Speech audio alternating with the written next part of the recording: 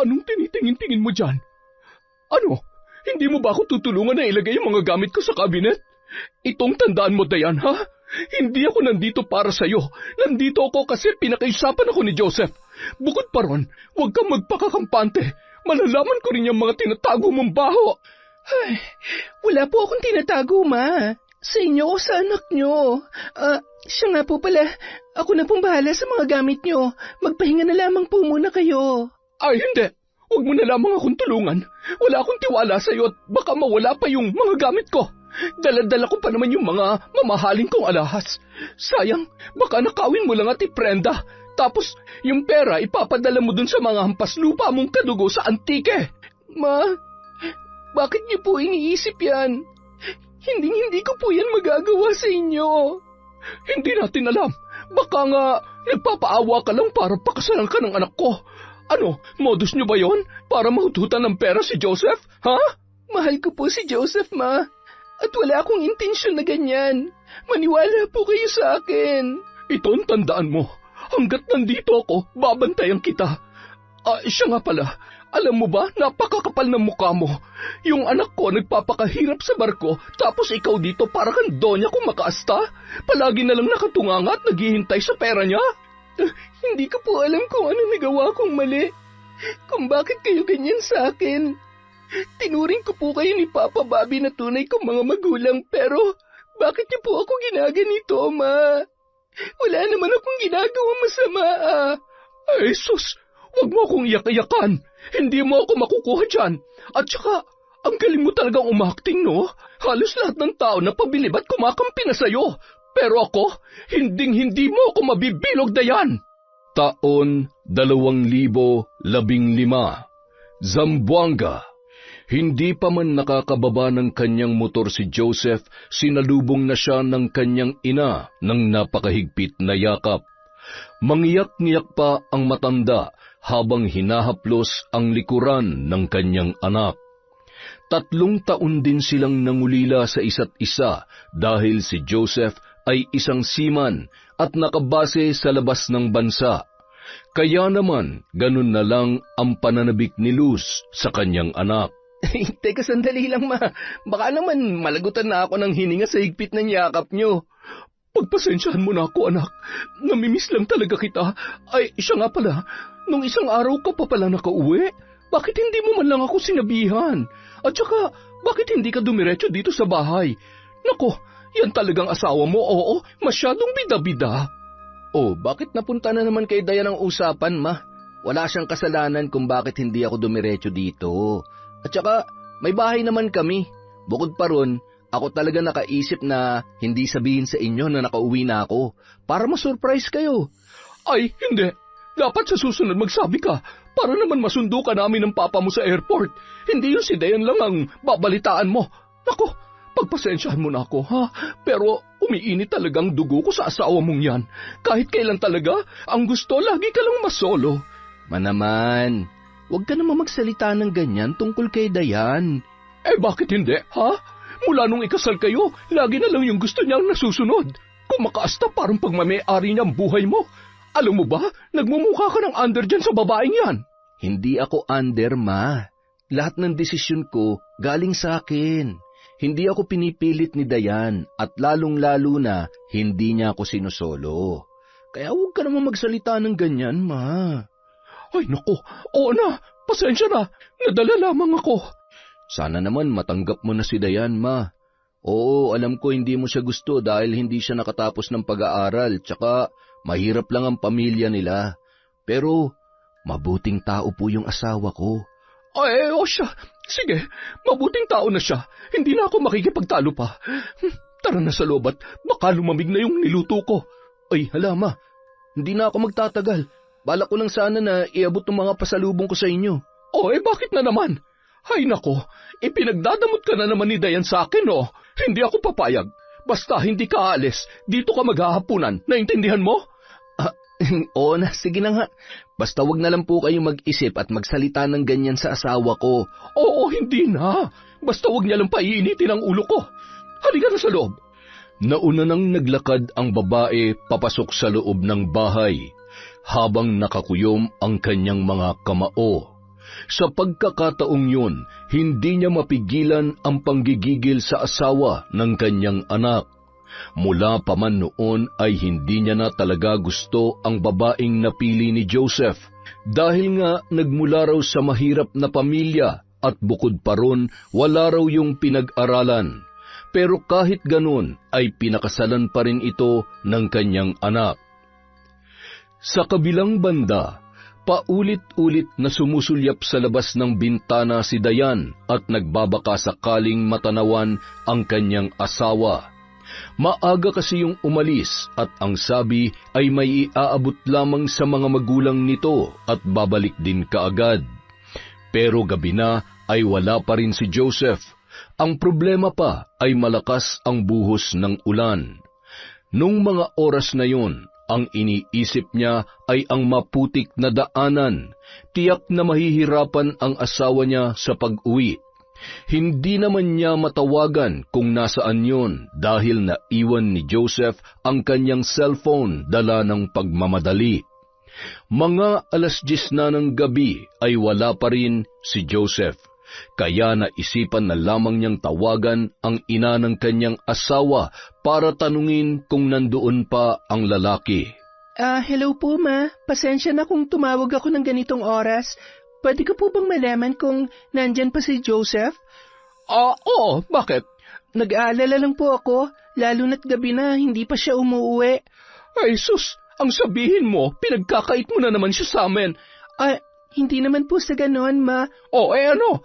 Ay, siya nga pala, hindi ko muna siya pauuwiin dyan. Sobrang lakas kasi ng ulan at bukod pa ron, nakainom siya. Ganun po ba? Sige lang po, pakisabi na lang po sa kanya na tumawag ako. At saka, pasensya na po talaga sa abala, ma. Sa susunod, huwag ka nang tumawag sa akin ng mga ganitong oras, ha? Alam mo naman na matanda na ako eh. Respeto naman. Sorry po, ma. Naiwan kasi ni Joseph yung cellphone niya, kaya kayo po ang tinawagan ko. Itong tatandaan mo, Dayan. Hayaan mong kumilos ang anak ko sa paraang gusto niya. Huwag mo siyang kontrolin na parang wala na siyang sariling desisyon.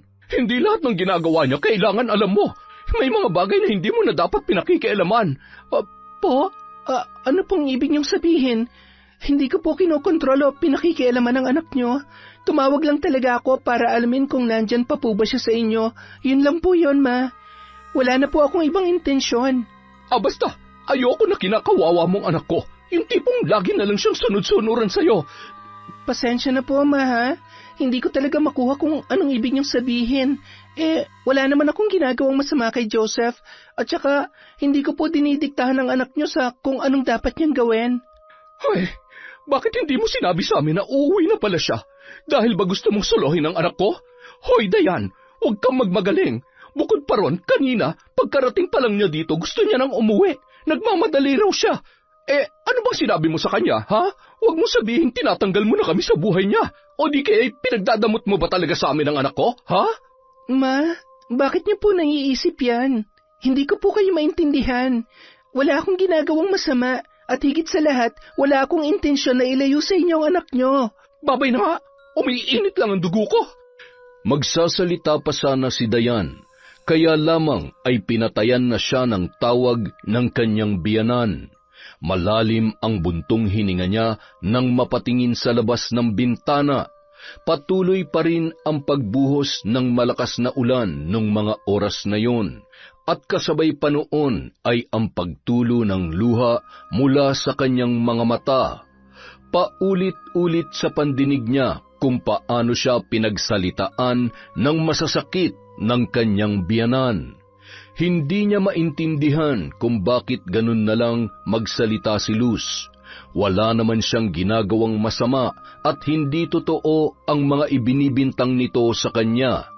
Noon pa man ay hindi na talaga maganda ang pakikitungo ng matanda kay Dayan at alam niya na hindi talaga siya gusto nito bilang manugang.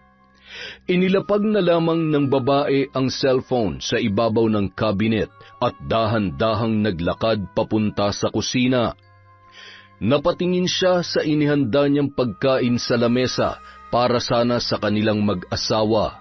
Ang lahat ng yon ay lumamig na dahil nga 5:00 pa lamang ng hapon ay niluto niya na ang mga yon Kaso 10:00 na ng gabi ay wala pa rin si Joseph, at hindi nga makakauwi ang lalaki ayon sa kanyang ina. Kaya naman umupo na lamang si Dayan at mapait na ngumiti. Habang ninunguya ang kanin ay hindi niya yon halos malunok, dahil iniisip niya pa rin ang mga salitang lumabas sa bibig ng kanyang biyanang babae. Alam niya na nag-iisang anak si Joseph, kaya ganun na lang ang nanay nito. Pero hindi naman tama para sa kanya na pagbintangan siya ng mga bagay na hindi niya naman ginagawa. Pero kahit ganoon ang pakikitungo ni Luz sa kanya, ay hindi siya nagtatanim ng galit. Dahil para sa kanya, normal lang yun. Ayaw lang ng isang ina na masaktan ang kanyang anak. Nang matapos kumain, ay hinugasan muna ni Dayan ang kanyang mga pinagkainan bago natulog. Kinaumagahan, nagising na lamang si Dayan nang maramdaman niya na mayroon nang nakayakap sa kanya. Paglingon sa kanyang likuran ay katabi niya na pala ang kanyang asawa. Napangiti ang babae at dahan-dahang hinaplos ang pisngi ni Joseph. Ay hala, sorry love, nagising yata kita. Ang cute mo talaga, love. Pasensya ka na kung hindi ako nakauwi kagabi, ha. Nag-inuman kasi kami ni Papa, kaya ayun, medyo nalasing ako. At saka, ayaw din akong pauwi ni Mama lalo na't malakas ang ulan. Napakadelikado raw kasi, maputik pa naman sa daan. Okay lang, alam ko naman yon. Tumawag ako sa mama mo kagabi at ibinalita niya na yan sa akin. Ay, siya nga pala, anong oras ka nakauwi? 4:00 kanina madaling araw. Siya nga pala, may naisip ako, love. Ha? Ano yon? Alam mo naman na babalik na ako sa barko sa susunod na buwan, di ba? Ikaw na naman mag-isa rito sa bahay. Kaya naisip ko lang, buti pa siguro dito na lang muna si Mama habang wala ako, para naman may kasama ka. Okay lang ba yun sa'yo? Oo naman, wala namang problema dun eh.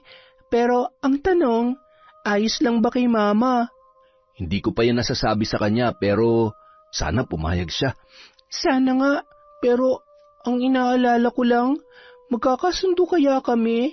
Alam mo naman na mainit ang dugo niya sa akin at mula pa noon, hindi niya na talaga ako gusto. Yun na nga ang point ko. Kung titira kayo sa iisang bahay, malaki ang posibilidad na makilala niyo lalo ang isa't isa. Bukod pa ron, patunayan mo kay Mama na mali yung mga iniisip niya tungkol sa'yo. At saka, huwag ka mag-alala. Mabait yan si Mama. Nagtataray-tarayan lang talaga yan kung minsan. Alam ko naman yan. Siya nga pala, meron akong tanong. Oh, ano yun?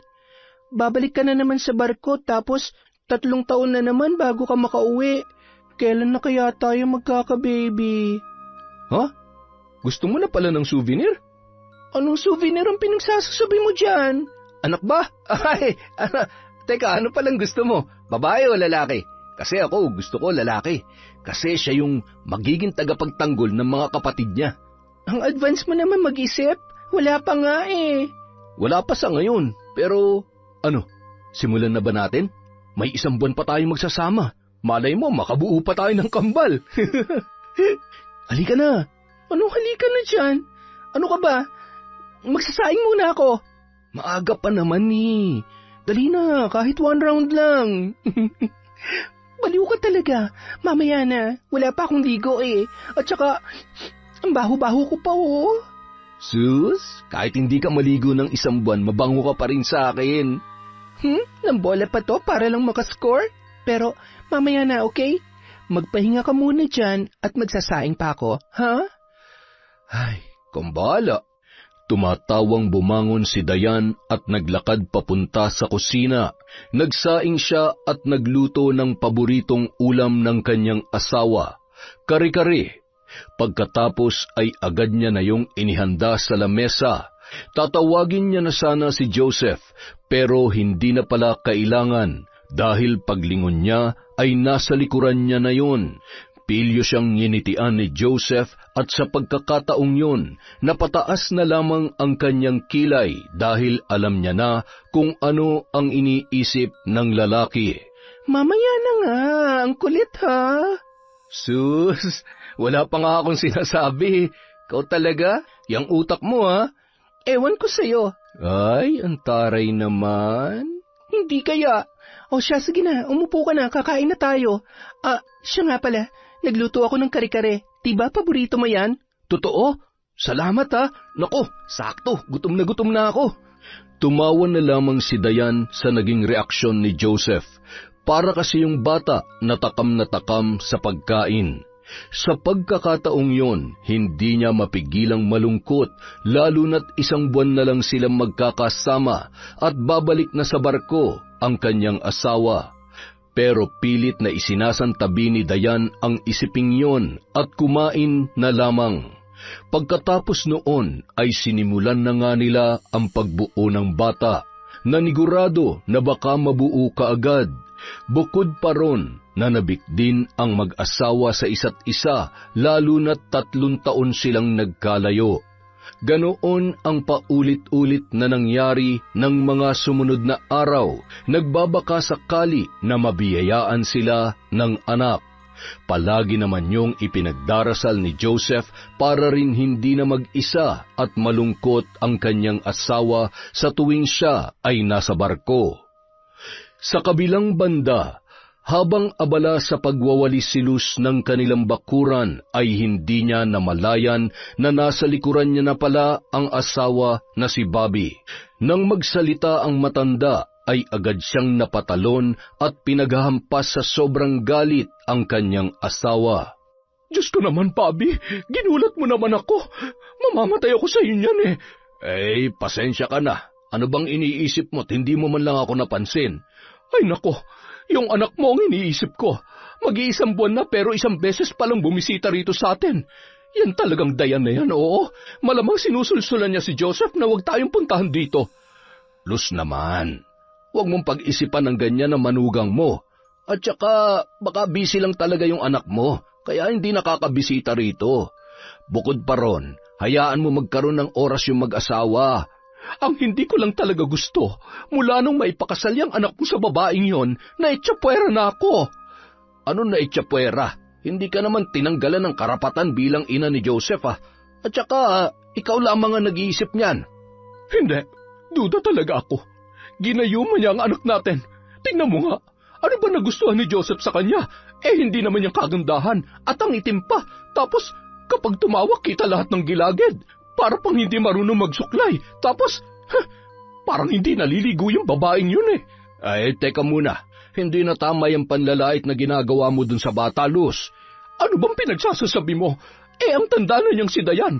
Mas matanda pa nga yan ng 3 taon kay Joseph eh. At saka, bakit dinidepensa mo ang babaeng yan, ha?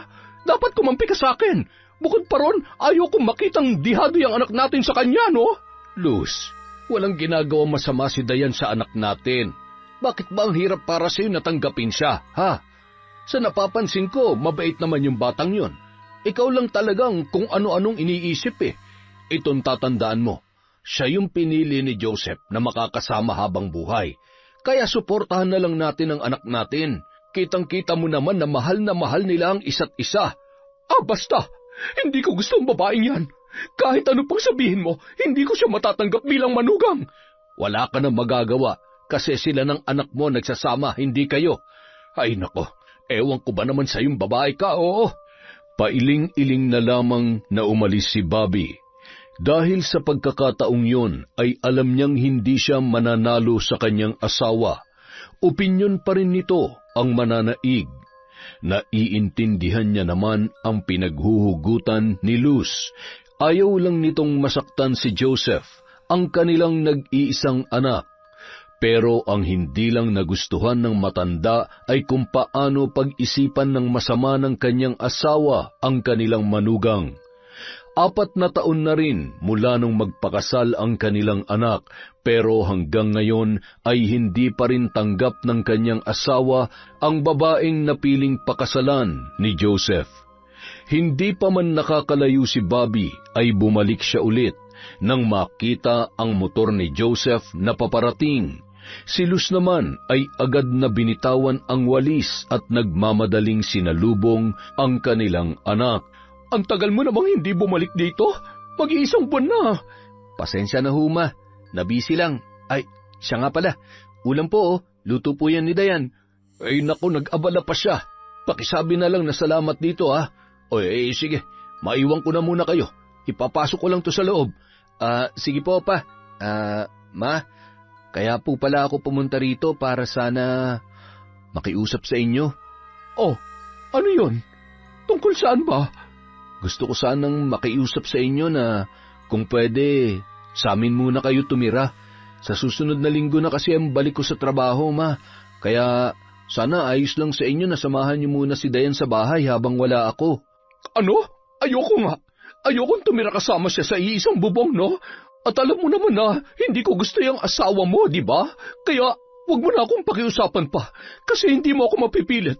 Ang mabuti pa, kumuha na lamang kayo ng katulong kesa ako mismong guguluhin mo para lang pakisamahan niyang si Dayan. Ay nako, hindi ko kaya. Grabe naman kayo, Ma. Bakit ba ayaw na ayaw niyo sa kanya?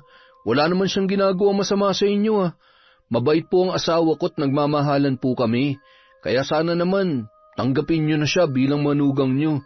Tsaka, kaya ako naisip yon para mas makilala niyo pang isa't isa para mapatunayan niya rin sa inyo na mali yung pagkakakilala niyo sa kanya. Hindi ko kayang makita ang pagmumukha niya araw-araw. Buti nga ngayon ay hindi mo dinala rito. Baka mas lalo pang uminit ang ulo ko. Alam ko po nagseselos lang kayo sa kanya, pero sana naman tanggalin niyo na yun sa damdamin niyo. Kasi ako pa rin naman to, Ma. Ako pa rin yung baby niyo.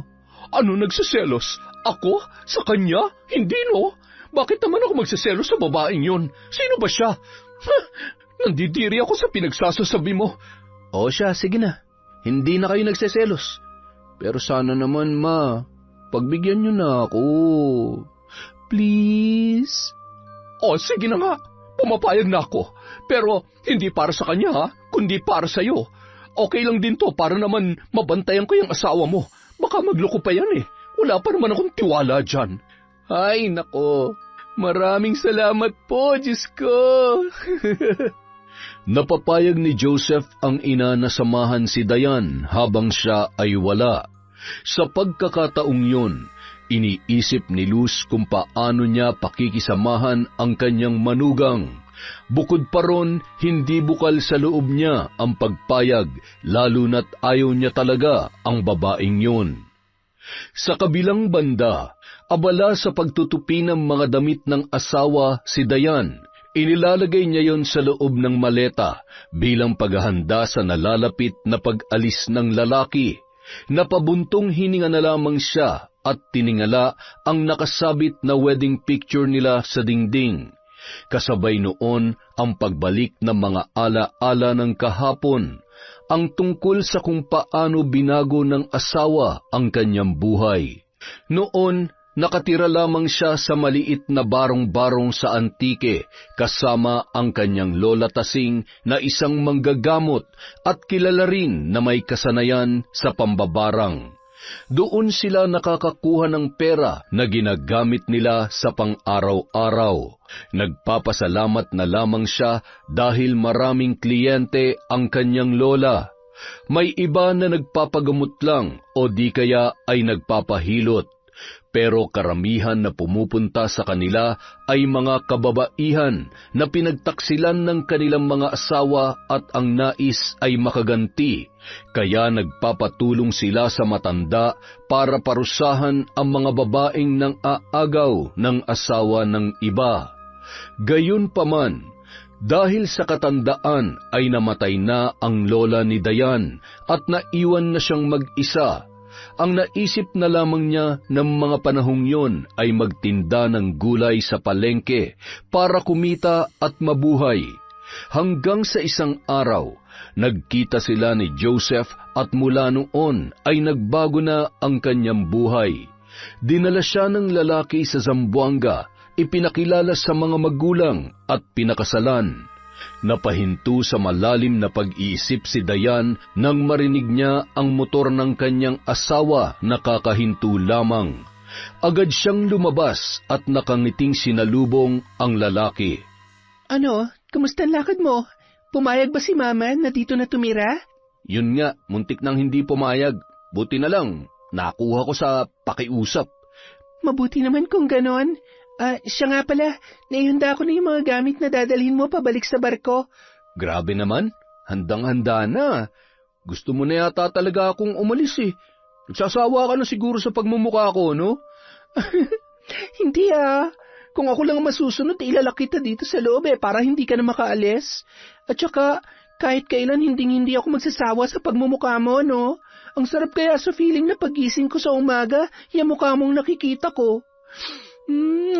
Mahal na mahal kita, Joseph. Yon! Mahal na mahal din kita, love. Siya nga pala, may ilang araw pa ako kasama mo. Sulitin na natin to para sigurado na talaga makakabuo tayo ng baby. Tsaka, tingnan mo yung langit parang uulan. Parang ang sarap makipagbuno ngayon. Buno pala ha? Sige, halika dito. Umaasa ang mag-asawa na makakabuo ng bata. Sa mga nagdaang araw, kahit wala pang nararamdaman, sinusubukan nila ang pregnancy test, ngunit negatibo ang resulta. Pero hindi pa rin nawawalan ng pag-asa ang mag-asawa. Makalipas ang 1 linggo, habang nasa biyahe papunta sa airport ay hindi maiwasang maiyak ni Dayan dahil aalis na naman ang kanyang asawa at maiiwan na naman siya nito. Kasama niya ang kanyang mga biyanan na sina Bobby at Luz sa paghatid kay Joseph. Nung mga oras na yun, gusto na lamang napahintuin ni Dayan ang oras para lang makasama pa ng matagal ang kanyang asawa. Pero para hindi na siya malungkot, ang iniisip na lamang niya ay ginagawa yun ng lalaki para sa kanilang kinabukasan.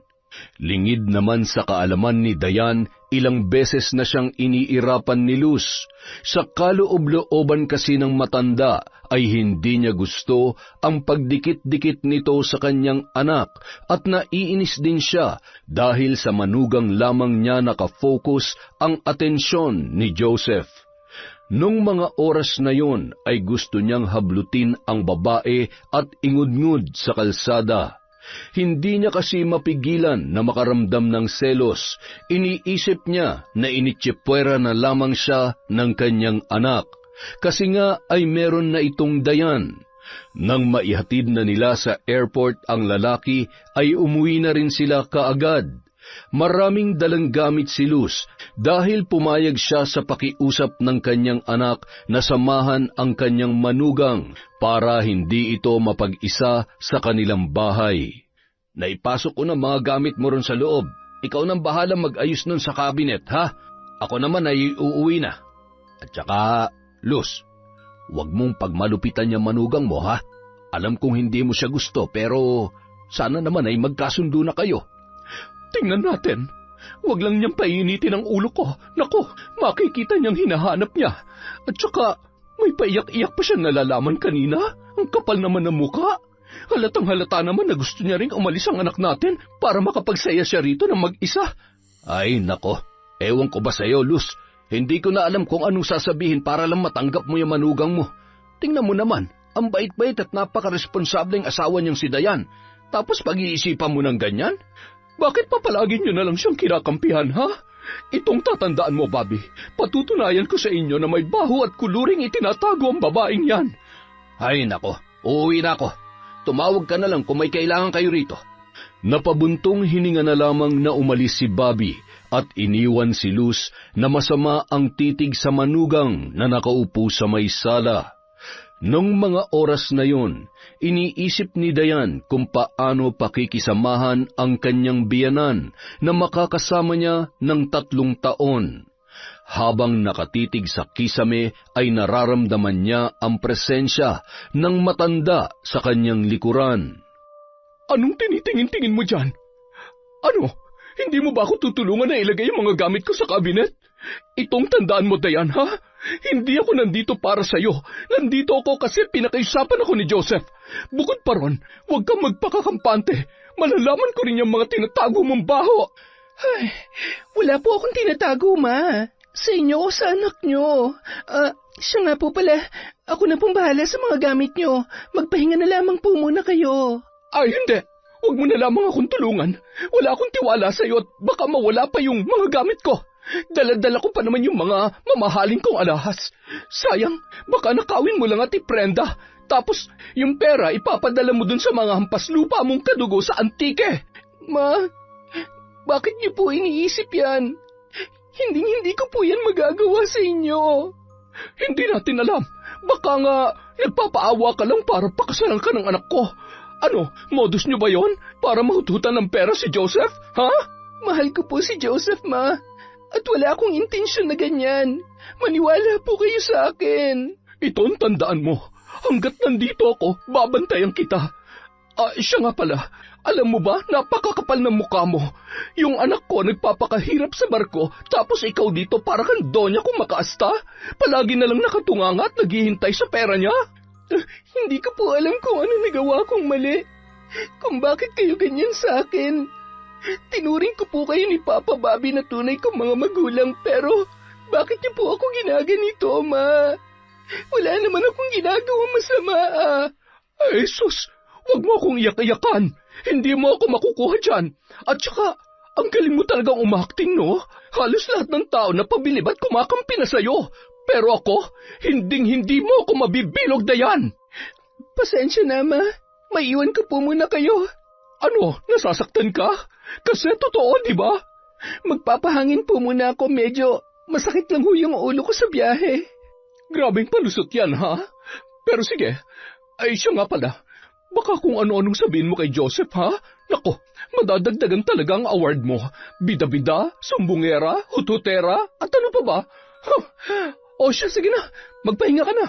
Baka bumaha pa rito ng luha eh. Hindi pa naman ako marunong lumangoy. Tumatawang iniwan ni Luz ang kanyang manugang. Sa pagkakataong yon, hindi niya mapigilan ang sarili, lalo na't halos ngumawa na sa harapan niya si Dayan.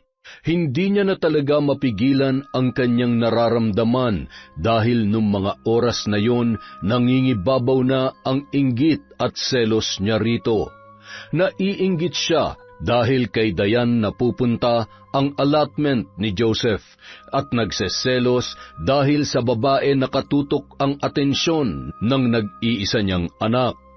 Sa kabilang banda, mahinang umiiyak si Dayan sa kanyang kwarto habang iniisip ang masasakit na salitang pinagsasabi ng kanyang biyanan. Alam niya sa kanyang sarili na hindi totoo ang lahat ng iyon. Kaso hindi niya mapigilan ang pagluha, lalo na't pinagbibintangan siya ng mga bagay na hindi niya naman ginagawa. Dahil tanghali na, kailangan niya magluto para sa kanila ni Luz. Kahit labag sa kanyang kalooban ay lumabas siya at nagtungo sa kusina. Nakita niya pa sa sala ang matanda habang masamang nakatingin sa kanya. Binaliwala niya yon at ngumiti na lamang para pagtakpan ang kaba. Nang makapagluto na ay tinawag niya na ang kanyang biyanan. Ngunit hindi nito kinain ang kanyang niluto. Sa halip ay nagluto yun ng bago at pinagsabihan pa siya ng matanda na wala itong tiwala sa kanya at baka nilagyan niya pa ng lason ang pagkain. Hindi na lamang umimik ang babae para wala ng gulo. Nang mga sumunod na araw, ganun na rin lang ang kanyang ginawa.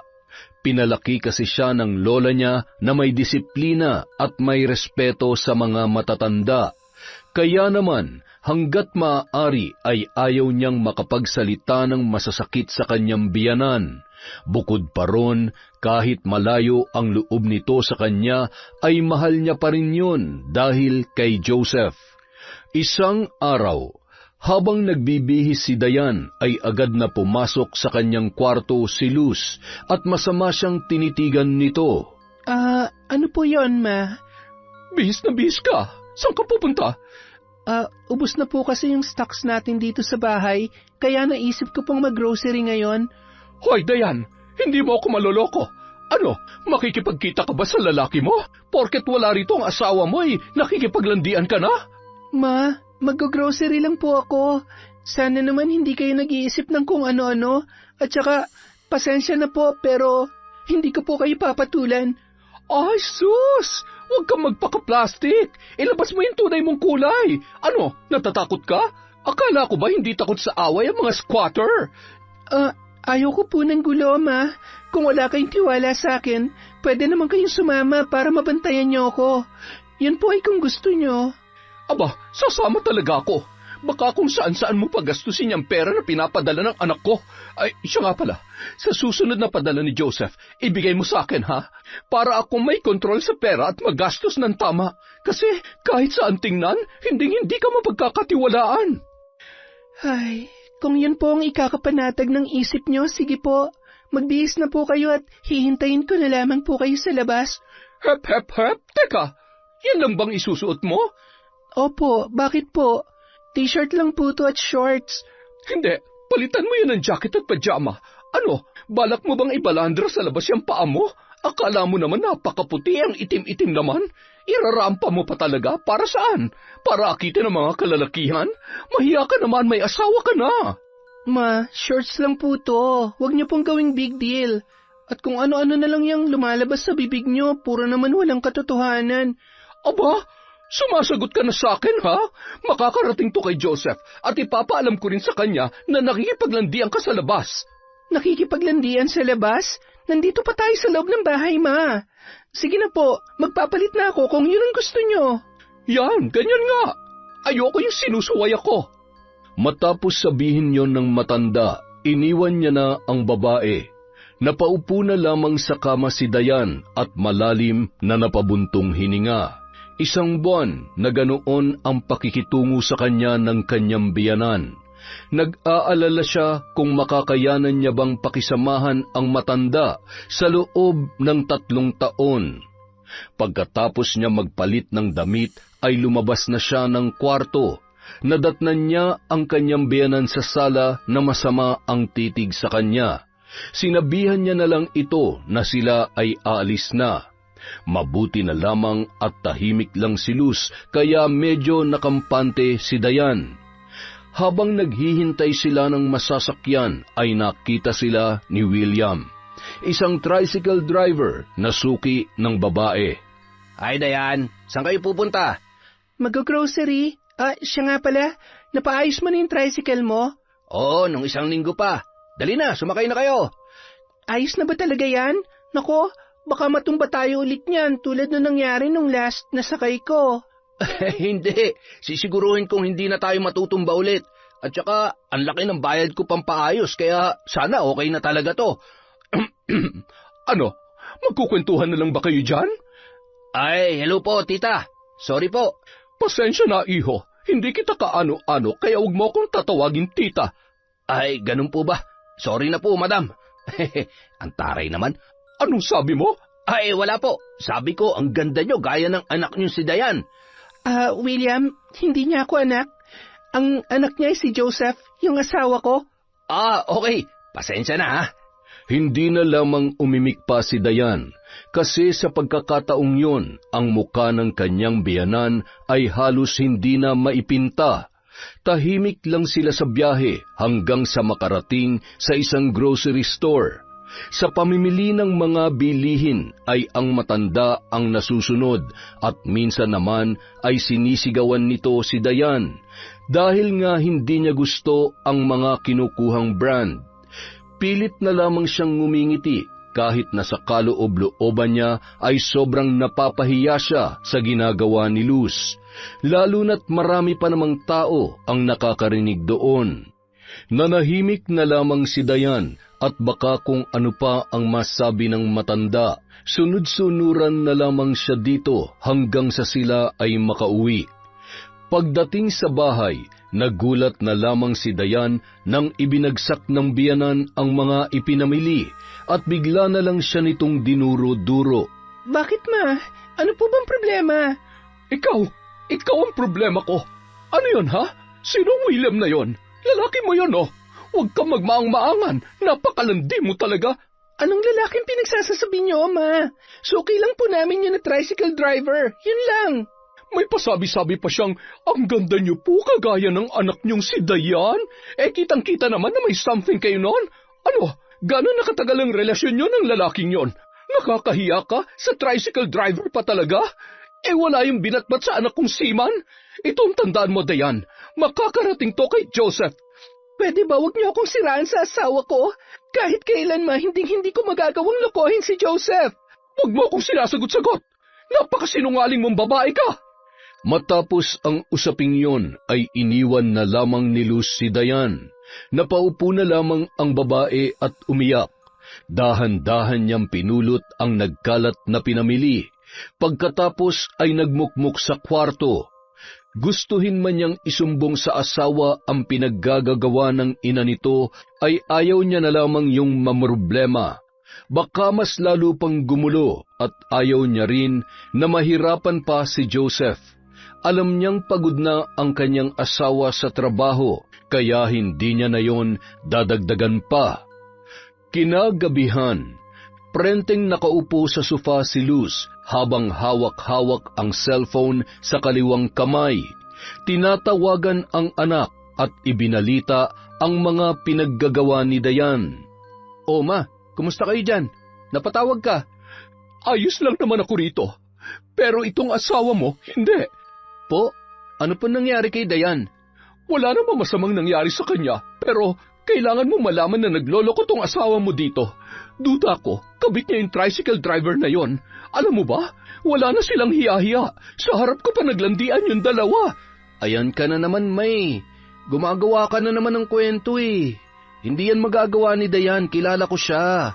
Kaya tigilan nyo na yung paninira nyo sa kanya. At saka, ginagawan nyo na naman ang ibang interpretasyon ng pakikipaghalubilo niya sa mga tao eh. Hindi ako naninira, Joseph. Totoo talaga ang sinasabi ko. Bakit ba ayaw mo akong paniwalaan, ha? Mas una mo ako nakilala kaysa sa babaeng yon. Mama mo ko. At hindi ko magagawa magsinungaling sa'yo. Maniwala ka kasi haliparo talaga yung asawa mo. Kilala kita, Ma, at alam kong hindi mo gusto si Dayan. Kaya ganyan mo na lang siyang pagbintangan. So ako na naman ang mali at yung asawa mo hindi. Joseph naman, ayaw lang kita masaktan at maloko ng Dayan na yan. Ina mo ko kaya maniwala ka sa akin. Wala kang ebidensya, Ma, kaya please lang, huwag mong gawa ng chismis ang asawa ko. Sige, ebidensya ba ang gusto mo? Madali lang yan. Hintayin mo at patutunayan ko sa iyo na nagsasabi ako ng totoo.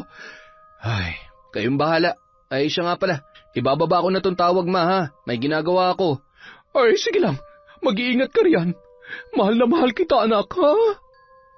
Matapos ang pag-uusap na yon, ay hindi napigilan ni Luz ang sarili. Hinagis niya ang cellphone sa sahig dahil sa galit at inis na kanyang nararamdaman. Sarili niya kasing anak ay hindi siya pinaniniwalaan. Pinagmuka pa siya nitong sinungaling at gumagawa lamang ng storya para siraan ang babae. Nung mga oras na yon, gusto niyang sugurin ang kanyang manugang. Pero pinigilan niya lamang ang kanyang sarili at nag-isip ng ibang paraan para paniwalaan siya ng kanyang anak at magmukhang masama ang kanyang manugang. Lingid sa kanyang kaalaman, narinig lahat ni Dayan ang mga pinagsasabi ng matanda sa kanyang asawa. Natuwa lamang siya lalo na't sa reaksyon pa lang ng biyanan ay hindi na ito pinaniwalaan ng kanyang anak. Nagpapasalamat ang babae dahil may tiwala sa kanya ang kanyang asawa. Nang mga sumunod na araw, nag-ingat na si Dayan sa kanyang mga ikinikilos dahil ayaw niyang may masabi na naman si Luz sa kanya at alam niyang bawat galaw niya ay binabantayan nito. Hindi na rin siya lumalabas ng bahay para hindi na siya pag-isipan ng masama. Kaso kahit anong iwas at ingat niya ay may nasasabi pa rin talaga ang matanda. Hoy, babae ka! Wala ka talagang hiya, no? Aray, bitawan niyo po ang buhok ko, Ma. Ang sakit. Ano na naman po bang ginawa ko? Abay, nagmamaang-maangan ka pa? Kagabi may narinig akong yapak ng tao na naglalakad sa labas. Ano, tumatakas ka ba, ha?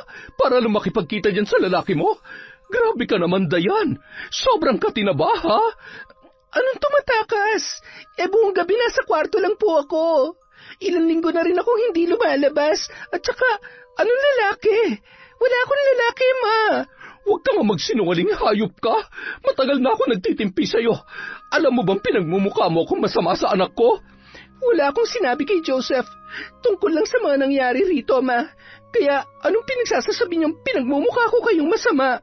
Bakit kasi hindi mo na lang sabihin sa kanya na may kabit ka? Para tapos na tayo rito. Wala nga po akong kabit, Ma. Huwag niyo naman po akong sirain kay Joseph, oh. Buisit ka talaga. Ang OA mo. Huwag mo nga ako maiyak-iyakan dyan. Nakakasukay ang pagmumukha mo. Mas lalo kang pumapangit. Ay nako, makalis na nga. Tinalikuran ni Luz si Dayan na umiiyak. Nung mga oras na yun, gusto na lamang lumabas ng babae at iwan ang kanyang biyanan. Hindi niya na halos makaya ang pambibintang at panlalait nito sa kanya. Gustuhin man niya na magsumbong kay Joseph ay hindi niya magawa dahil ayaw niyang maging rason na magkasira at magkaroon ng lamat ang relasyon ng mag-ina.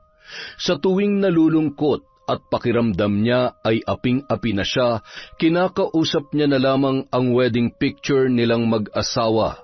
Doon niya ibinubuhos ang lahat ng kanyang hinanakit sa kanyang biyanan.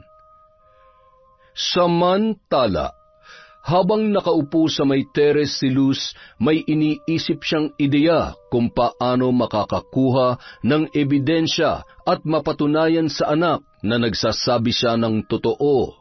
Nagmamadali siyang pumasok sa kwarto at nagbihis. Paglabas niya, nakita niya si Dayan sa kusina na abala sa paghihiwa ng mga sangkap para sa lulutuin. Napatingin sa kanya ang babae at gusto pa yata siyang tanungin kung saan siya pupunta. Pero pinandilatan niya lang yon ng mata, dahilan ng pagyuko ng kanyang manugang. Tumawa na lamang ang matanda sa naging reaksyon ni Dayan. Parang aping-api kasi ang pagmumukha nito at halos hindi na makatingin sa kanya dala ng takot. Umalis si Luz at nakipagkita sa isang lalaki. Sa pagkakataong yun, buo na ang kanyang desisyon na sirain ang kanyang manugang para bumango ang kanyang pangalan sa kanyang anak. Ang tagal mo naman! Kanina pa ako naghihintay sa iyo rito Pasensya na ma'am. Na-traffic lang. Ano palang kailangan niyo sa akin? Eto, 20,000. Hindi ba't kailangan mo ng pera ngayon? Alam ko na nasa ospital ang anak mo, Rudy. Kaya tanggapin mo na yan. Totoo, ma'am. Abay, salamat po dito. Pagpalain nawa kayo ng Diyos. Huwag ka muna magsaya kasi meron akong ipapagawa sa iyo. Sige po. Ano po bang kapalit nito? Gahasain mo yung manugang ko at dapat naka-video. Ano? Hindi ko yan magagawa, ma'am. Pasensya na pero sa inyo na lang tong pera. Hindi ko kailangan yan. Makakahanap ako ng pera at makakapagbayad ng bill sa ospital sa mabuting paraan. Sorry po talaga. Hindi kaya ng konsensya kong inuutos nyo. At saka sa manugang nyo pa talaga. Hindi nyo ba naisip ang mararamdaman ng anak ninyo? Akin lang ang anak ko at hindi ko kailangan ng babaeng yon. Nakikisawsaw lamang siya sa buhay namin Pero ayaw mo ba talaga? Eto, titriplehin ko. 60,000. Ma'am, may asawa at anak ako. Paano kung makita nilang video? O di kay malaman nila? Naku, ayaw ko masira ang pamilya namin. Pasensya na po pero ayaw ko talaga. 100,000. Ayaw mo pa rin? Sige, pero ma'am, huwag niyo pong ipopost yan Labuan niyo rin yung mukha ko kung sakaling kung kanino niyo man ipapakita. Kung yun ang gusto mo, ano, pumapayag ka na? Para po sa anak ko, ma'am. Malaki na rin kasi yung bill namin sa ospital Eksakto talaga na ikaw ang tinawagan ko. Kailan ko po pala gagawin yung inuutos ninyo? At saka saan po? Baka manlaban at mag-report sa pulis yun. Naku, ayaw kong makulong, ma'am. Bukas, sa bahay nila. Ite-text ko na lang sa yung lugar. At saka, huwag ka mag-alala. Ako nang bahala. Hindi yan manlalaban. Sige po, basta siguruhin nyo na hindi ako mapapahamak dyan, At saka, nga pala ma'am, i-text nyo na lang ako bukas kung anong oras. Kailangan ko nang bumalik sa ospital. Hinihintay na ako ng asawa ko dun. Salit-salitan kasi kami sa pagbabantay ng anak ko. Sige lang, basta asahan kita bukas, ha? Opo. Sige po, ma'am. Matapos ang pag-uusap na yon ay umuwi na si Luz. Patawa-tawa pa siya nang pumasok sa bahay. Napakunot noon na lamang si Dayan sa ikinikilos ng kanyang biyanan. Gusto man niyang magtanong kung saan yun nanggaling ay hindi niya na ginawa. Baka sabihan pa siya nito na pakialamera at kung ano-ano pang masasakit na salita. Tinanong niya na lamang kung kumain na ba yun, ngunit hindi yun sumagot at pinandilatan lamang siya ng mata. Kinagabihan, habang naghuhugas ng pinagkainan, biglang may tumawag sa cellphone ni Dayan. Napangiti na lamang ang babae nang makitang si Joseph ang tumatawag. Hello, love. Kumusta ka dyan? Ayos lang ako dito, love. Kayo dyan, kumusta ang pakikitungo ni Mama sa'yo? Ayos lang naman kami.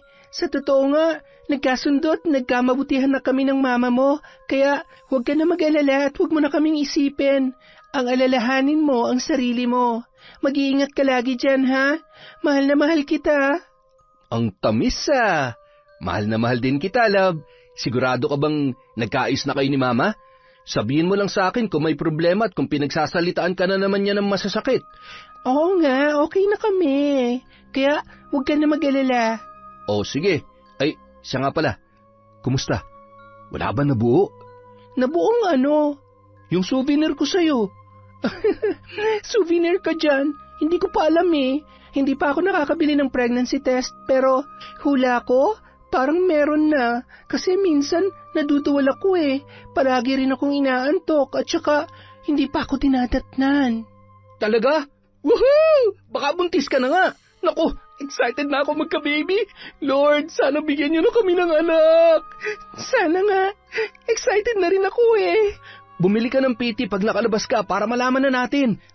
Sige, love tumawag ka pag may problema at balitaan mo ako sa resulta.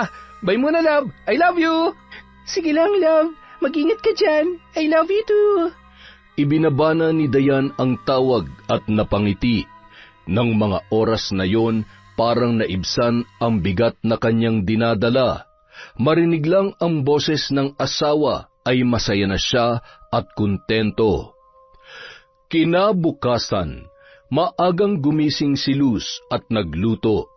Pakanta-kanta pa siya habang hinahalo ang mga sahog ng kanyang nilulutong ulam. Nang matapos ay agad niya yung inihain sa lamesa. Paglabas naman ni Dayan sa kwarto ay napakunot ang kanyang noo. Maaliwalas kasi ang muka ng kanyang biyanan at parang nasa mood. Naggulat pa siya nang alukin siya ng matanda na kakain na sila. Sa loob ng 2 buwan, yun palang ang unang beses na magkasabay silang kumain ni Luz. Tinanggap naman niya ang alok nito at napangiting umupo sa upuan. Bakit parang gulat na gulat ka yata? Masanay ka na, Dayan. Simula sa araw na ito, ituring mo na akong tunay na ina. At saka, kalimutan mo na yung mga sinabi ko. Hindi ko sinasadya yun. Alam mo naman na mahal ko si Joseph at ayaw ko siya masaktan. Kaya pasensya na sa mga nagawa ko sa iyo, ha? Totoo po ba to, Ma? Matagal ko na po itong ipinagdarasal. Salamat po. Huwag po kayo mag-alala. Hindi ko sasaktan ang anak ninyo. Mabuti naman. Sana'y patawarin mo ko sa mga kasalanan ko sa iyo. Sana hindi ka galit sa akin. Kahit kailan, Ma, hindi ako magtatanim ng galit sa inyo. Salamat po talaga. O siya, sige, kumain ka na. Ay naku, baka lumamig pa tong mga niluto ko. Tamang-tama po, nagugutom na ako. Amoy pa lang parang ang sarap na. Ay, masarap talaga ito. Lahat ng ulam na to ay paborito ni Joseph. Oh, hinay-hinay at baka mabulunan ka, ha? Pasensya na po. Matakaw lang po talaga ako. Oh, dahan-dahan lang. Oh, yan. Eto ang juice. Uminom ka. Salamat po, Ma. Lingid sa kaalaman ni Dayan na ang Diyos na iniinom niya ay nilagyan ng kanyang biyanan ng pampatulog. Lihim naman na napangiti si Luz at hinintay ang epekto ng gamot na yon. Ilang minuto lang, unti-unti nang napapapikit si Dayan dahil sa antok. Napasubsob na lamang siya sa lamesa at nakatulog. Nung mga oras na yon, pumasok na ang lalaki na binayaran ni Luz. Agad nitong binuhat si Dayan papunta sa kanyang kwarto. "Ma'am, kailangan ba talaga nakabidyo? Kasi kung ganun, mahahalata na tulog ang babae at walang kabuhay-buhay." Oo nga, ano? May utak ka rin pala. Picture na lang, sige. Pero parang hindi ko talaga kaya to, ma'am. Napakaamo na mukha ng babaeng to.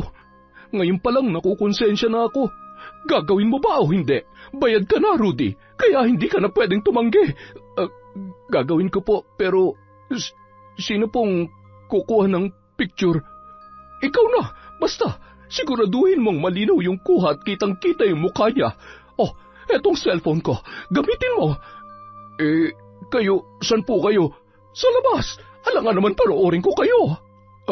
Sige po. Ma'am, ako na po ang bahala. Matapos ang usapang yon ay lumabas na si Luz. Ang lalaki na lang ang nasa loob kasama ni Dayan na walang malay. Napakrus pa ang lalaki bago hubaran ng damit si Dayan. Nung mga oras na yon, ang iniisip niya lang ay ang kanyang anak na nasa ospital.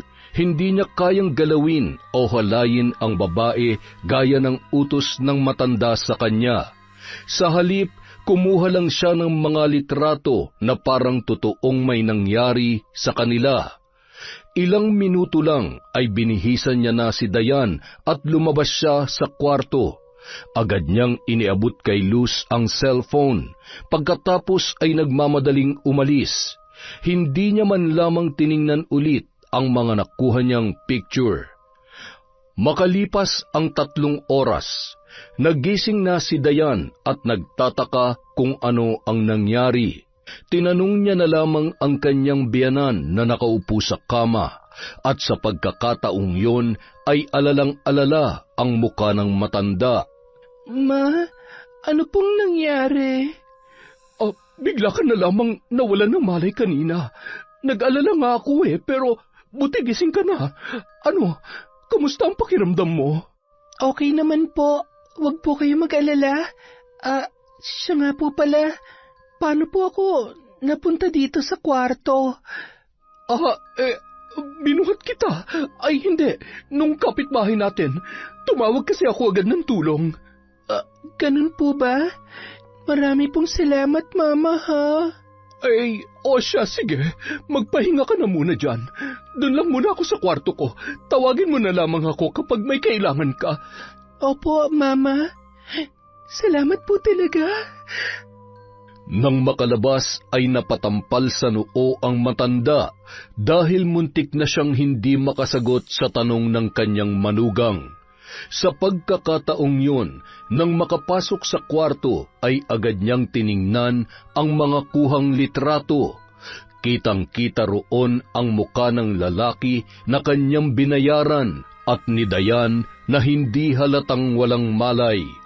Gumawa naman siya ng isang Facebook account na lalaki ang pangalan. Balak niyang isend ang mga picture na yon kay Joseph gamit ang dummy account na kanyang ginawa. Pero sa kanya na gagawin yon pagkatapos ng 5 araw para hindi maghinala ang manugang na set up lamang pala ang lahat. Sa mga lumipas na araw, nagpanggap pa rin si Luz na mabait at mapagmahal na biyanan sa kanyang manugang. Lumabas-labas din siya at iniiwan si Dayan mag-isa para naman mas kapani-paniwala ang nangyari, lalo na't nasa bahay pa naman ang senaryo ng mga kuhang picture. Pagkalipas ng 5 araw, habang abala sa pagwawalis si Dayan ay bigla na lamang tumawag sa kanya si Joseph. Hindi pa man siya nakakapagsalita ay sinigaw-sigawan na siya ng lalaki sa kabilang linya. Paano mo nagawa sa akin to? Akala ko ba mahal mo ko? Pero bakit nagawa mo pa rin ako lokohin, ha? Ako lang pala yung binibilog mo. Alam mo ba, napakalungkot dito sa barko, pero tinitiis ko lahat para sa'yo. Love, anong nangyayari? Hindi kita maintindihan. Oo, malayo ako. Pero hindi yun sapat na dahilan para makipagrelasyon ka sa iba. Ano bang pinagsasasabi mo? Wala akong ginagawa rito, maniwala ka. Hindi ko alam kung saan galing yung ibinibintang mo sa akin. Kaninang umaga, nakatanggap ako ng message sa isang lalaki sa Facebook. May sinend siya sa akin ng mga picture at ang linaw-linaw na mukha niyong dalawa. Kaya huwag ka na magsinungaling pa. May ebidensya ako. Joseph naman, maniwala ka, wala akong alam dyan. Sa katunayan nga, lagi lang ako nasa bahay eh. Hindi ako maalis at nakikipagkita sa kung sino man. Kaya huwag mo akong pagbintangan sa mga bagay na hindi ko naman ginawa. Yun na nga eh. Hindi ka nga umaalis sa bahay. Kasi yung lalaki mo mismo ang pumupunta dyan. O eto, na-forward ko na sa yung pictures. Tingnan natin kung makapagsinungaling ka pa. Diyos ko, mukha ko to Pero hindi ko maalala kung kailan to nangyari at higit sa lahat, hindi ko kilala ang lalaking yan. Joseph, love, please, maniwala ka, wala akong alam dito. Tama pala si Mama. Binibilog mo lang ang ulo ko. Ang sakit. Ang sakit-sakit na yan. Hindi ko nga alam to. Maniwala ka naman sa akin, love. Marami pa sanang sasabihin si Dayan, pero binabana ng kanyang asawa ang tawag. Sa pagkakataong yun, napaupo na lamang siya sa sahig at humagulhol. Paulit-ulit niyang tinitingnan ang mga larawan. Siya talaga ang babae roon at nasa mismong kwarto pa nila. Pero ang hindi maintindihan ng babae ay kung bakit wala siyang maalala. Hindi niya matandaan kung paano nangyari ang lahat. Makalipas ang ilang oras, dumating na ang kanyang biyanan. Magsusumbong na sana siya, kaso bigla na lamang hinablot ng matanda ang kanyang buhok at pinagsasampal ang kanyang manugang. Aray ma, bitawan niyo ako, masakit po. Wala ka talagang hiya. Tanggap na sana kita eh. Pinatunayan mo pa na totoo mga binibintang ko sa iyo dati. Kung tungkol to sa mga picture, hindi ko po alam yon, maniwala kayo, ma.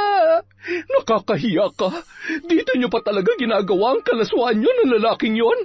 Ito ang tandaan mo. Simula bukas, dapat hindi ko na makita yung pagmumukha mo. Nakakadiri ka. Ma, parang awa niyo na. Wala akong mapupuntahan. At saka, maniwala po kayo. Hindi ko magagawang lokohin ang anak ninyo. Mahal na mahal ko po si Joseph, ma. Tumigil ka na sa mga kasinungalingan mo. Mas lalo mo akong ginagalit. Itong dapat sa'yo. Aray, tigilan niyo na po ang pagsipa niyo sa akin. Ang sakit po ng tiyan ko. Parang awa niyo na, ma. Ay sus, ang galing mo talagang umarte, no? Ang husay mo mambilog ng ulo ng tao. Nakakagigil ka.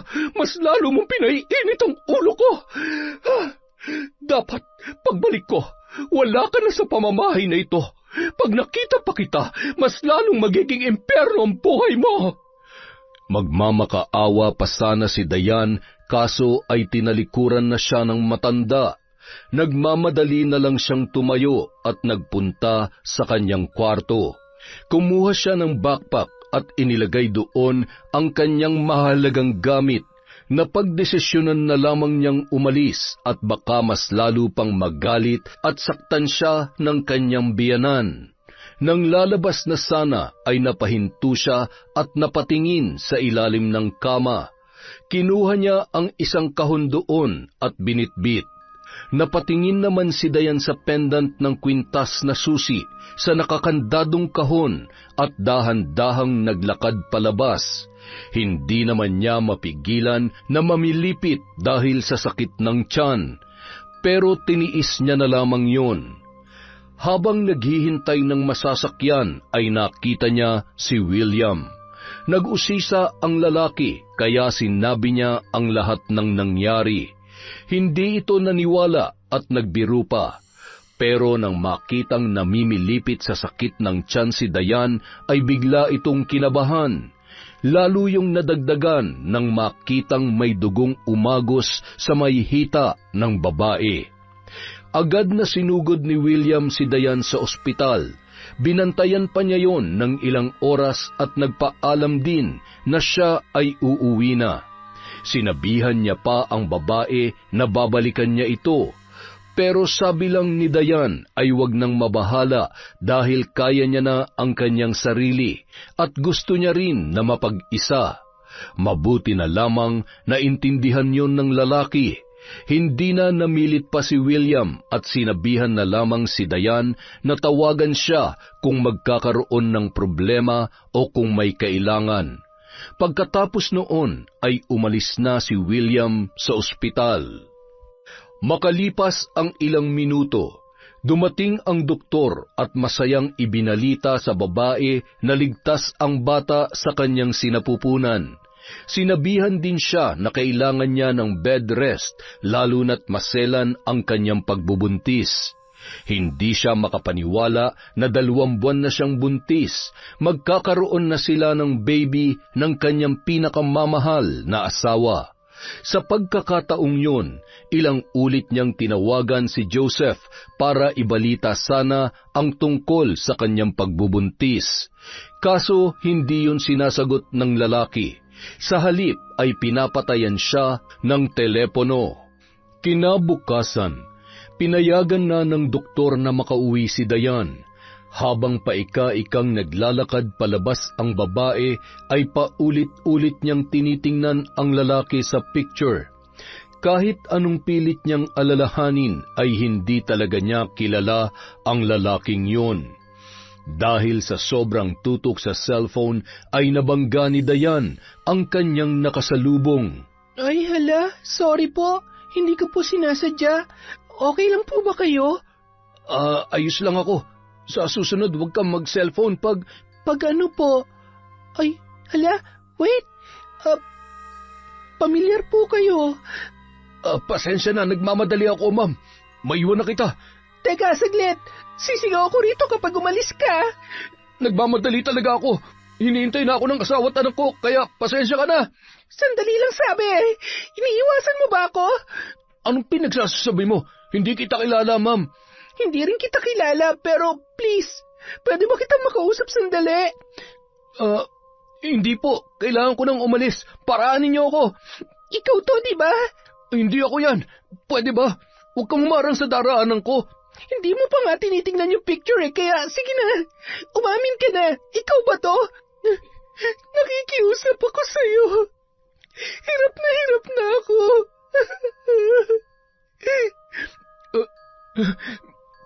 Sorry. Hindi ko naman ginusto yan eh. Binayaran lang ako. Kaya, ma'am, pwede ba huwag mo ako ipakulong? Parang awa mo na. Nagawa ko lang yan para sa pera. Maniwala po kayo sa akin. So, ikaw nga to? Walang hiya ka? Sinira mo ang relasyon namin ng asawa ko. Sino nagbayad sa'yo para gawin to, ha? Alam mo bang muntik pa malaglag ang baby namin sa pinagagawa nyo? Mga hayop kayo! Hindi ko talaga ginusto yun. Nagawa ko lang yun para sa may sakit kong anak. Ang dami-dami na kasi naming utang at ang laki-laki na ng bill namin dito sa ospital eh. Kaya, nung inalok ako ng 100,000 ni Ma'am Luz, tinanggap ko na. Labag man sa kalooban ko pero para sa pera nagawa ko. Kaya ma'am, parang awa mo na. Huwag mo ko ipapakulong. Ano? Si Mama nag-utos sa'yo? Walang hiya. Pinlano niya palang lahat ng ito.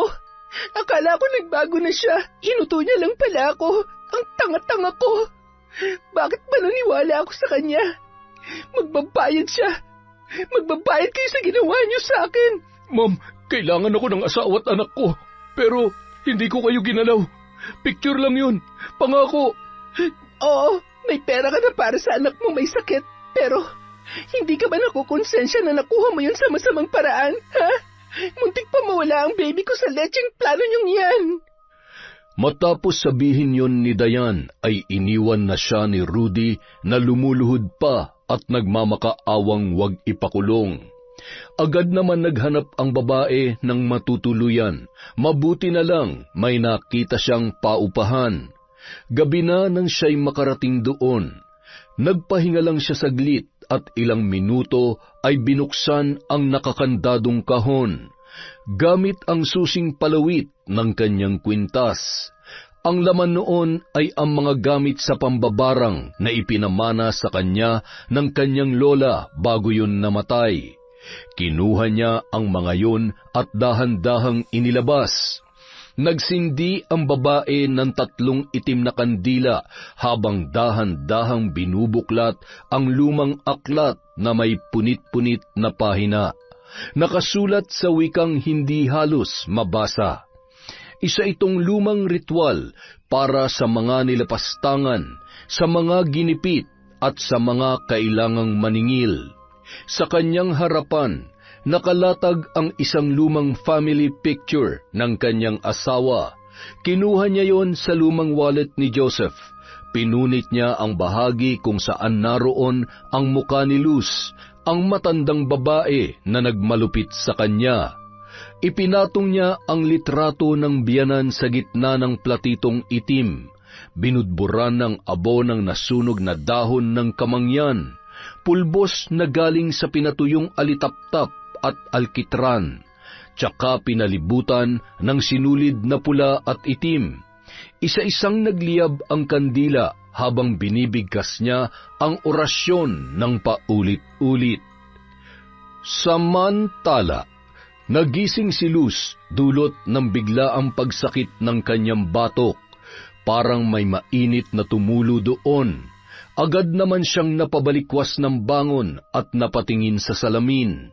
Nakita niya na parang may mga pantal o mga pigsa na nagsisilabasan sa kanyang katawan. Napansin niya rin na maraming galos ang kanyang binti. Nagulat siya at inaalala kung ano ang nangyari, kung bakit siya nagkaroon noon. Ilang saglit lamang ay napaungol siya nang biglang maramdaman na parang may tumutusok na mainit na bagay sa kanyang singit. Napaupo ang matanda at halos hindi na maigalaw ang katawan dala ng sobrang sakit at kati. Hirap man ay kinuha niya ang kanyang cellphone at nagmamadaling tinawagan ang kanyang asawa. Hello, Luz. Napatawag ka. 11:00 na ng gabi May problema ba dyan? Tulungan mo ako, Bobby. Puntahan mo ako rito. Ngayon din. Ha? Bakit? Ano nangyayari sa'yo? Ang sakit ng katawan ko. Basta, dalihan mo na. Kailangan mo akong dalhin sa ospital. Teka lang. Hindi ako makakapunta dyan ngayon kasi yung sasakyan hiniram ng kapatid ko. Ay, nga pala, si Dayan. Nasaan ba? Wala siya rito. Basta, ipapaliwanag ko na lamang sa'yo. Dalihan mo na, mag-commute ka na lang. Sige. Papunta na ako dyan. Nang ibaba ni Bobby ang tawag, ay dahan-dahang tumayo si Luz. Namimilipit siya sa sakit ng katawan at pinilit na makalabas ng kwarto. Ilang hakbang pa lang ay napaupo na siya dahil sa pagkahilo. Wala pang ilang segundo ay sumargo mula sa kanyang bibig ang matinding suka. Lumabas doon ang maiitim na langgam, ipis at uod. Gumagapang at halatang buhay na buhay. Natakot ang babae at agad na nagsisigaw ng tulong. Walang tigil ang paglabas ng insekto na mas lalong ikinatakot ng matanda. Makalipas ang kalahating oras, dumating na si Bobby na hingal dahil sa pagmamadali at nagulat siya nang makita ang kalagayan ng kanyang asawa. Luz, ano nangyari sa'yo? Teka, ano yan? Uod? Ay, Diyos ko! Tulungan mo ako. Dalhin mo ako sa ospital. Anong ospital? Hindi yan magagamot ng mga doktor. Dadalhin na lamang kita kay Nanay Diyosa. Ano? Ayaw ko. Hindi ako naniniwala sa albularyo. Ay, ano ba sa tingin mo makakapagpagaling sa'yo, ha? Tingnan mo nga yung sitwasyon mo ngayon, Luz. Magagamot ba yan ng mga doktor? Ay, Diyos ko, yan nangyayari sa'yo ngayon tulad yan ng kay Mama noon. Anong ibig mong sabihin? Binarang ako? Ay, sa tingin ko, ganun na nga. Aray ko! Sige na, dalhin mo na ako sa albularyong yan. Ang sakit talaga ng tiyan ko! Agad namang sinunod ni Bobby ang pakiusap ni Luz. Sa pagkakataong yun ay hindi niya mapigilang maawa sa kanyang asawa, lalo na't halos hindi na mamukaan ang matanda, dulot ng maraming pigsa na tumutubo sa iba't ibang bahagi ng kanyang katawan. Ilang minuto lang ay nakarating na sila sa bahay ni Nanay Diyosa na isang kilalang albularyo sa kanilang lugar. Nagising na lamang ang matanda dulot ng malakas na pagkatok ng pinto ni Bobby. Nang makita sila nito ay agad naman silang tinulungan at inalalayan pa si Luz na ihiga sa banig. Agad na pinahiran ng langis ang noo ng babae at nilagyan din ang kanyang tiyan ng isang halamang gamot na mainit-init pa. Nung mga oras na yon, nakatulog siya sa sobrang panghihina. Kumuha ang albularyo ng isang mangkok na may lamang tubig at sinindihan ang 3 kandila. Sa pagtulo noon sa tubig ay unti-unting nabubuo ang isang muka. Sa pagkakataong yun ay may inuusal naman si Nanay Diyosa na Latin na salita. Ilang ulit niya yung binabanggit habang pinipikit ang 2 mga mata. Ay, nako! Napakalakas niya! Hindi ko siya kayang kalabanin! Anong ibig niyong sabihin? Napakamakapangyarihan ng taong gumawa nito sa asawa mo. Ang ginagamit niyang mahika ay hindi basta-basta. Sino po ang may gawa nito kay Luz? Sabihin niyo na po sa akin at bakit niya ito ginagawa? Base sa enerhiyang nararamdaman ko, sobrang hinanakit at galit niya sa asawa mo. Eto, tingnan mo, may nabuong muka. Kilala mo ba ito? Ano? Sigurado po ba kayo riyan? Manugang namin to si Dayan. Nakasisiguro po ba kayo na siya may gawa nito? Baka nagkakamali lamang kayo, Nanay Diyosa. Abay, sa tagal ko ng albularyo hindi pa ako nagkakamali. Pero ito pa lamang ang unang beses na nakatagpo ako ng katulad niya. Hindi ko kayang kalabanin ang kagaya niya dahil maaaring akong mamatay kung susubukan kong pahintuin siya. Siya nga pala, ano ba nagawa niyo sa kanya at nagkaganito siya? May galit sa kanya ang asawa ko. Tumira sila sa isang bubong at hindi ko na alam kung anong ginawa nilo sa kanya. Hindi ba't manugang niyo siya? Pwede niyo siyang kausapin at pakiusapan na tigilan niya na ang pagpaparusa sa asawa mo. Base sa nararamdaman ko, mabait siya at ang intensyon niya lamang ay turuan ng leksyon itong si Luz. Hindi niyo ba talaga kaya na kalabanin ang mahikang ginagamit niya? Pasensya ka na, pero kulang ang lakas ko para gawin yan. Ano na po ang gagawin namin? Tulad ng sinabi ko, hindi masama ang taong gumagawa nito.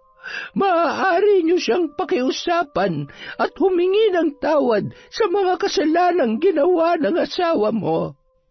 Hindi na umimik pa si Bobby at tinitigan na lamang ang asawang nakaratay sa banig.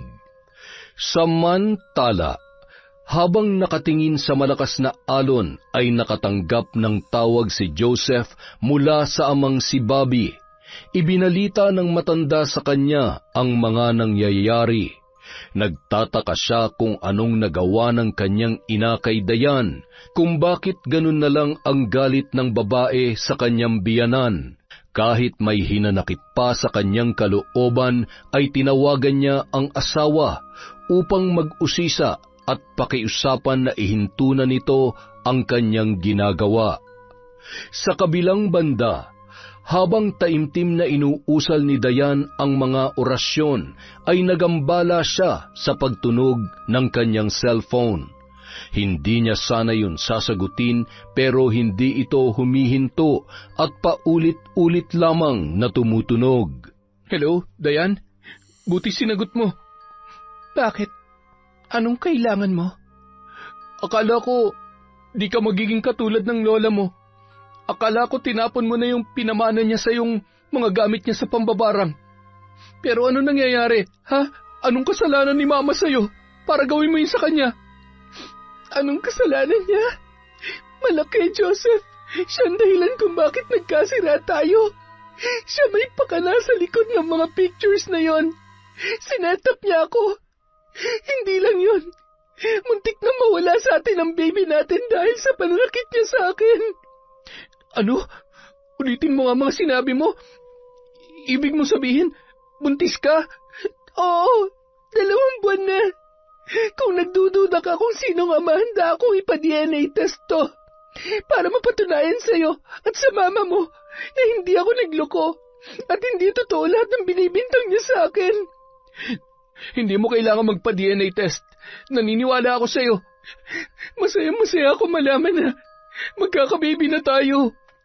Pero muntik na mawala ang anak natin dahil sa pinaggagawa ng mama mo. Hindi ko siya mapapatawad.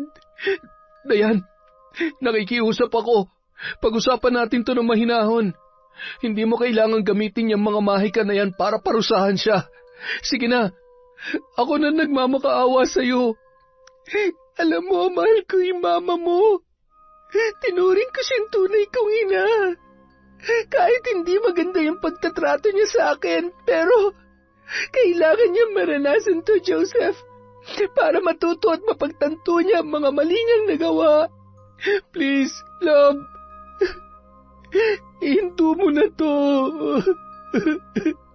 Hindi ikaw makakapagsabi niyan, Joseph, kundi siya. Tanging siya lang ang makakapagpahinto sa akin. Matapos sabihin yon ni Dayan, ay binabana niya ang cellphone at pinagpatuloy ang ritual. Kinaumagahan, napamulat ng mata si Luz at sumuka ng mapait na likido. Unti-unti naman niyang nararamdaman ang paghapdi ng kanyang labi na kahit humigop man ng sabaw ay hindi niya magawa dahil hindi niya na halos maibuka ang kanyang bibig. Ibinalita naman ni Bobby sa kanya ang napag-usapan ni na Joseph at Dayan. Yan na nga bang sinasabi ko sa iyo, Luz?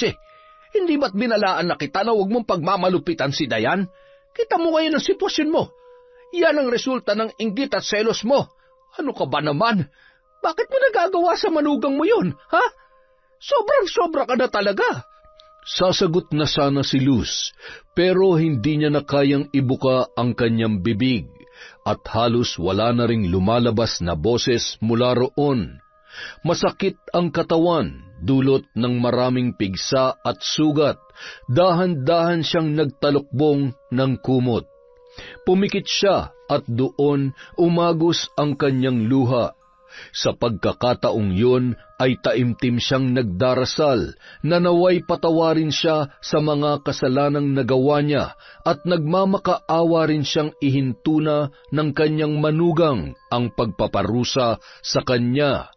Sa isip niya ay nangako siyang hindi na niya uulitin ang mga nagawang kamalian at pagmamalupit sa babae. Samantala, napamulat ng mata si Dayan nang may marinig siyang boses. Nung mga oras na yon ay napatingin siya sa mga nakalatag sa sahig, ang mga ginagamit niya sa pambabarang sa kanyang biyanan. Napapikit siya nang marinig ulit ang tinig ni Luz. Nagsusumamo at nagmamakaawa ang matanda sa kanya na ihinto na ang kanyang ginagawa. Mabuti naman, Ma. Salamat at naisip mong mali ang mga ginagawa mo. Sana hindi mo na to ulitin.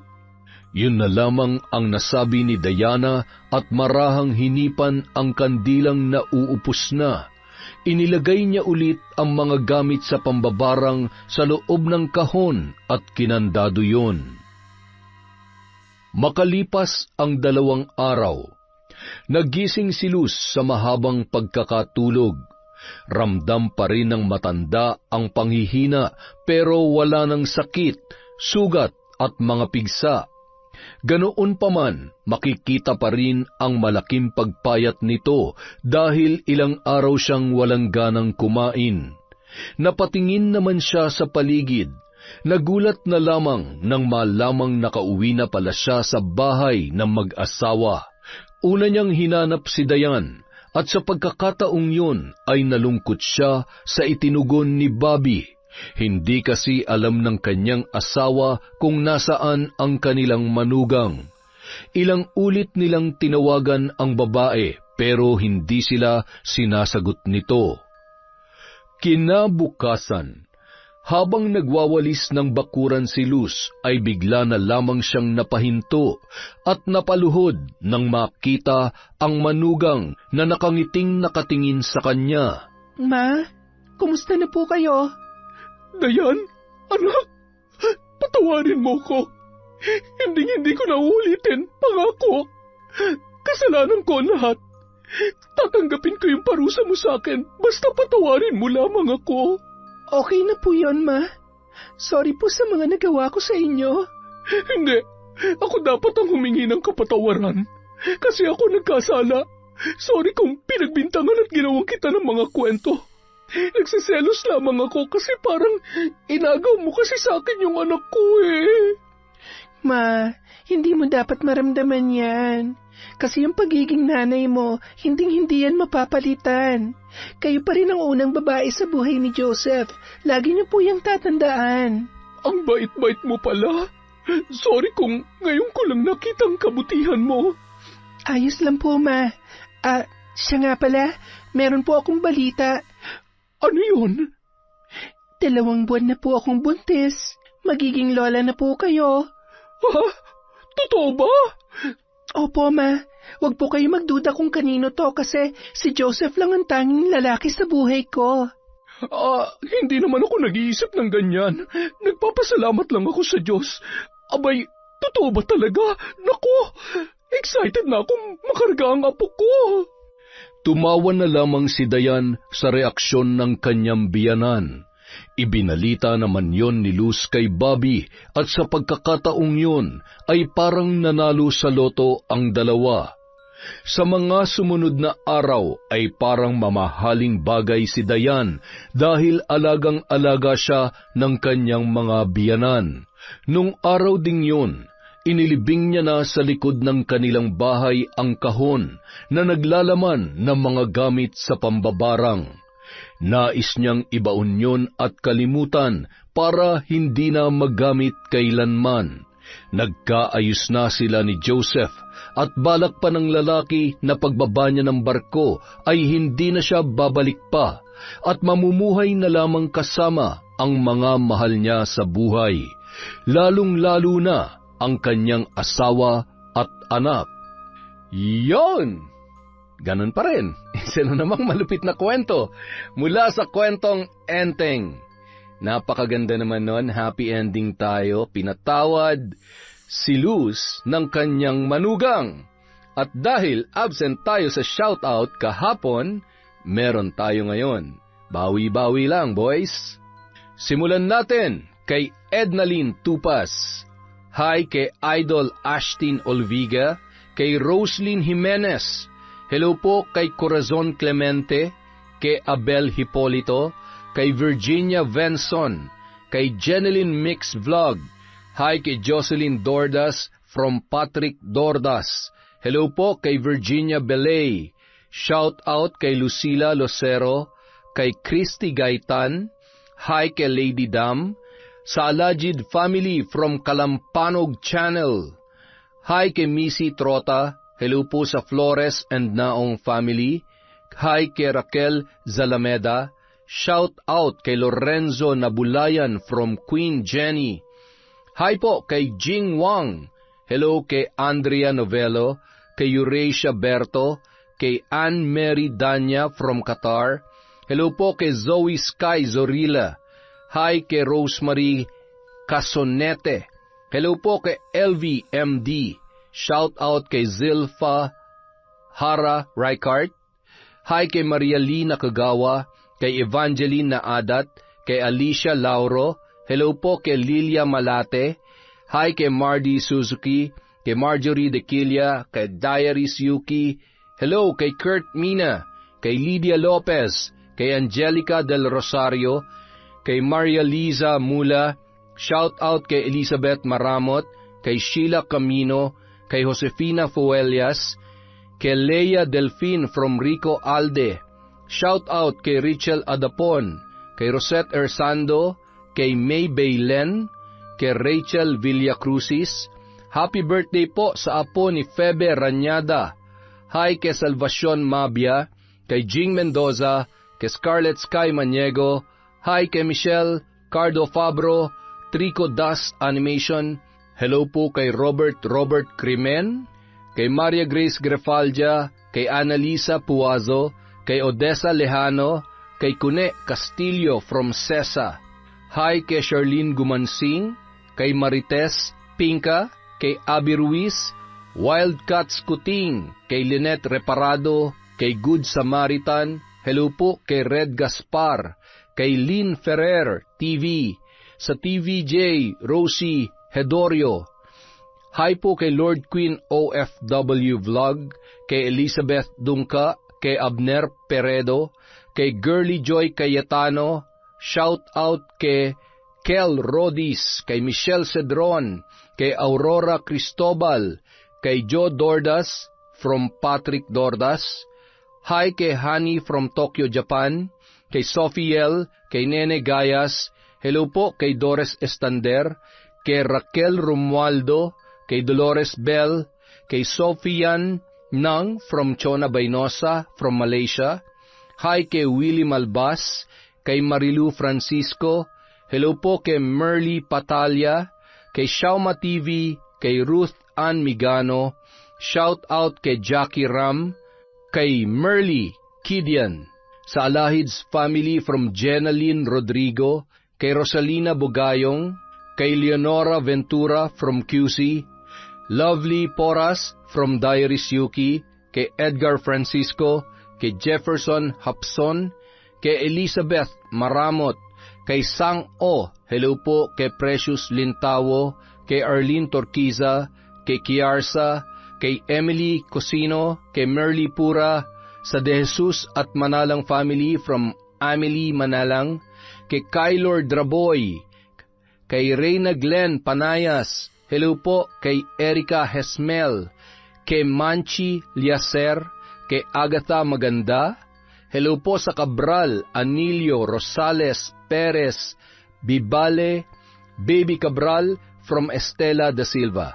Hello po kay Wayne Cariaga, kay Eliza Felias, kay Nena Dayuno, shout out kay Arnel Claridad, sa Arteaga family from Diana Arteaga, kay Marian de la Fuente, kay Rudy Malinaw, hello po kay Dorena Ray, kay Kim Castillo from Fe Bukayan, Bangungot Diaries, hello po kay Mami from Doha, Qatar, kay Milrose Galvez, kay Rubina Andres, at kay Filipina Palsario. Sa mga hindi po na shoutout, marami pa po tayong videos. Maraming salamat po, mag-iingat po kayong lahat. Ingatan niyo po ang inyong kalusugan, ang inyong mga sarili, at syempre magdasal po tayo palagi. Maraming salamat po mula sa Kwentong Enteng.